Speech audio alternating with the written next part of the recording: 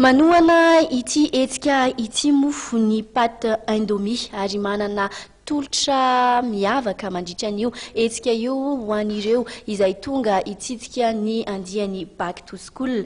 Nisy indrindra raha mofo ny fanasana ny mpanao gazety izay nitanterahan'ny Indofoot tamin'ity an'io ity tamin'ity androany ity nentana nampafantarana ny momba misimisy kokoa an'izay hetsika izay. Mpanohana ofisialy hetsika back to school ny pâte Indomie, pâte izay zarain'ny Indofoot any Indonezia. Mandritra ty hetsika ty ary izay sokatra rapitso etsy amin'ny lapan'ny fanatanjahantena sy ny kolotsaina dia hanamarika ny fisiany ary hanomana hetsika fanentanana maro samihafa ny Indomie. FM zany io, zany hoe mafimaty kokoa le fiaramiasa miaraka amin'zareo.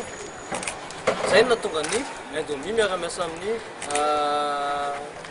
FM zany amin'izao fotoana izao noho ny fahatsapana fa ny back to school dia afaka ampiarahana amin'ny Indomie, ay azo atao sakafo ny Indomie, ay azo omena ho an'ny ankizy avy mianatra izy kanona afaka mihinana paty, afaka roa minitra amin'izy voana iny.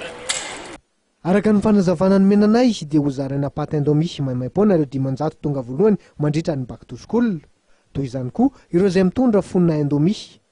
Azo fihenam-bidy arakaraka ny apetsaky ny entana vidiana kosa ireo rehetra izay mividy akora Indomie. Ankoatr'izany, afaka maka sary miaraka amin'ny pastora malokila izay rehetra mividy pâte Indomie.